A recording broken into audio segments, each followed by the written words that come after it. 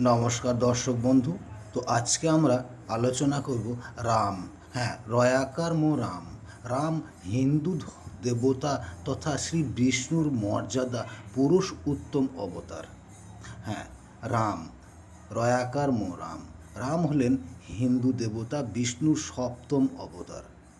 হিন্দু ধর্মগুলিতে তাকে অযোধ্যার রাজা বলা হয়েছে। তিনি খ্রিস্টপূর্ব সপ্তম বা অষ্টম শতাব্দীতে জন্মগ্রহণ করেন বলে অধিকাংশ ঐতিহাসিক মনে করেন। রামচন্দ্র রামায়ণ শ্রুতিতে শুরু হয় চতুর্থ শতাব্দীতে আর লেখা শুরু হয় একাদশ শতাব্দীতে। রাম মূলত একজন গোষ্ঠীর রাজা ছিলেন। অবতারে রাম হিন্দু ধর্মের একজন জনপ্রিয় দেবতা। ভারত এবং নেপাল ছাড়াও দক্ষিণ এশিয়ার বহু দেশে রাম পূজা প্রচলিত আছে। হ্যাঁ, রাম সূর্যবংশ বা পরবর্তী উক্তি রাজবংশ উক্তি বংশ রাজা রঘু নাম অনুসারে রঘু বংশে পরিচিত। জন্মগ্রহণ করেছিলেন রাম একটি বিশেষ মূর্তি, তার পাশে তার ভাই লক্ষ্মণ, স্ত্রী সীতা ও ভক্ত হনুমানকে দেখা যায়। এই মূর্তিকে বলা হয় রাম পরিবার। হিন্দু মন্দিরে এই রাম পরিবার মূর্তি পূজা বেশিরভাগ হতে দেখা যায়। রামনবমী তিথিতে ভগবান রামচন্দ্রের জন্ম উৎসব পালন করা হয়ে থাকে। হ্যাঁ, রাম মানব, মহামানব ধর্মের মূর্তির প্রতীক। দশাবতার গোষ্ঠীর সদস্য রাম হলেন একজন হিন্দু দেবতা এবং তার বিভিন্ন মূর্তি তত্ত্ব রয়েছে। দেবনাগরীতে তাকে রাম বলা হয়। অন্তর্ভুক্ত রামের অন্তর্ভুক্তিগুলো বিষ্ণুর সপ্তম অবতার ব্রহ্মা। বৈষ্ণববাদ বিশেষ করে রামানন্দ সম্প্রদায়ের। পূর্বসূরি ছিলেন দশরথ। রামের আবাস কোথায় ছিল? রামচন্দ্রের আবাস ছিল অযোধ্যা, সাকেত, বৈকুণ্ঠ। হ্যাঁ, আর রামের মন্ত্র কি বলা যায়? জয় শ্রীরাম, জয় সিয়ারাম, হরে রাম। গায়ত্রী মন্ত্র হিসাবে আমরা কি বলতে পারি? দশরথীয় বিদহে, দশরথীয় বিদহে সীতা বল্লভয়া ধীমহি তন রামচন্দ্র প্রচোদয়াৎ। হ্যাঁ, রামচন্দ্রের অস্ত্র হিসাবে ব্যবহার ছিল তীর ধনুক, সেনাবাহিনী, অযোধ্যার সমস্ত সেনা আর কি ছিল? দিবস, বৃহস্পতিবার হচ্ছে রামচন্দ্রের জন্মদিবস। প্রশ্নসমূহ রামায়ণ থেকে আপনারা সমস্ত কিছু পেয়ে থাকবেন। রামায়ণের সংস্করণে রামচন্দ্র পুরুষ লিঙ্গভুক্ত ছিল। উৎসব রামচন্দ্রের উৎসব রামনবমী। রামনবমীতে পালিত হয়, বিবাহ পঞ্চমী, দীপাবলি ও বিজয়া দশমীতে পালিত হয়। ব্যক্তিগত তথ্যের দিকে আসি। জন্মগ্রহণ অযোধ্যার কৌশল্যা। অযোধ্যাতে জন্মগ্রহণ করেছিল কৌশল, বর্তমানে উত্তরপ্রদেশের ভারত। হ্যাঁ, মৃত্যু কোথায় হয়েছিল রামচন্দ্রের? অযোধ্যা, কৌশল, বর্তমানে উত্তরপ্রদেশ, ভারতের অবস্থান। পিতামাতা কে ছিলেন রামচন্দ্রের? দশরথ ছিলেন পিতা, কৌশল্যা ছিলেন মাতা, কৈকেয়ী ছিলেন সৎমাতা, সুমিত্রা ছিলেন সৎমাতা। সহোদর ভাই ছিলেন লক্ষ্মণ, ভরত, শত্রুঘ্ন। দম্পতির সঙ্গী ছিল সীতা দেবী। হ্যাঁ, সীতা দেবী। রাজবংশ রঘুবংশ এবং সূর্যবংশ। 10 অবতার চক্র, তাই রামচন্দ্রকে 10 অবতার চক্র বলেও আমরা থাকি। পূর্বসূরি পরশুরাম ছিল, উত্তরসূরি ছিল কে? শ্রীকৃষ্ণ। হ্যাঁ, ভগবান শ্রীকৃষ্ণ উত্তরসূরি ছিলেন। বৌদ্ধ হিন্দু ধর্মের বৈষ্ণব সম্প্রদায় ও বৌদ্ধ ধর্মগুলিতে যে সমস্ত জনপ্রিয় দেবতা কথা পাওয়া যায় তার অন্যতম হলেন রাম। সারা দক্ষিণ ও দক্ষিণ পূর্ব এশিয়ায় রাম জনপ্রিয় দেবতা।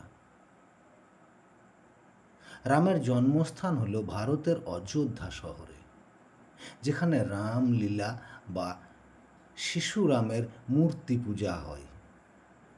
রাম সংক্রান্ত উপাখ্যানের প্রধান উৎস হল বাল্মীকি রচিত ভারতীয় মহাকাব্য রামায়ণ। অযোধ্যায় রাজা দশরথ ও শ্রী প্রধান কৌশল্যার জ্যেষ্ঠ পুত্র হলেন রাম। হিন্দুরা রামকে বলেন সর্বমর্যাদা পুরুষ উত্তম, অর্থাৎ সর্বশ্রেষ্ঠ পুরুষ বা আত্মনিয়ন্ত্রণের অধিপতি বা গুণাধীশ। তিনি সীতার স্বামী। সীতাকে হিন্দুরা লক্ষ্মীর অবতার বলে মনে করেন। হিন্দুদের দৃষ্টিতে তিনি নারীর আদর্শ। বিভিন্ন মতে তাকে কাল্পনিক বলা হলেও তার বাস্তবতার প্রমাণ আবিষ্কার করতে পেরেছেন বর্তমান গবেষকরা। রামের মতো ধার্মিক ব্যক্তি ও তার সমসাময়িক ধার্মিক পৃথিবীতে বিরল। রামের জীবন কথাকে হিন্দুরা ধর্মনিষ্ঠের আদর্শ হিসাবে মান্য করেন। তাকে আদর্শ মানুষ মনে করা হয়। পিতার সম্মান রক্ষার্থে তিনি সিংহাসনের দাবি ত্যাগ করে 14 বৎসরের জন্য বনে গিয়েছিলেন। তার স্ত্রী সীতা ও ভাই লক্ষ্মণ তার পিছে পিছে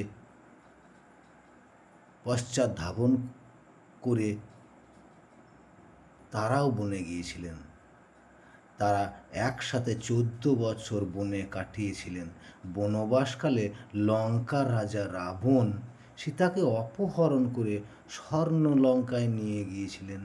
দীর্ঘ অনুসন্ধানের পর রাম হনুমানের মাধ্যমে জানতে পারেন যে সীতা লঙ্কীয়, বর্তমানে শ্রীলঙ্কা। তখন বানর সেনা গিয়ে লঙ্কায় যাওয়ার জন্য সেতু নির্মাণ করেন, আর রাবণ বিরাট রাক্ষস বাহিনীর বিরুদ্ধে যুদ্ধ করেন। এই যুদ্ধে রাবণ পরাজিত হন। রাম সীতাকে উদ্ধার করে অযোধ্যায় ফিরিয়ে আসে। সেখানে তার রাজ্যাভিষেক হয়। পরে তিনি একজন সম্রাটে পরিণত হন।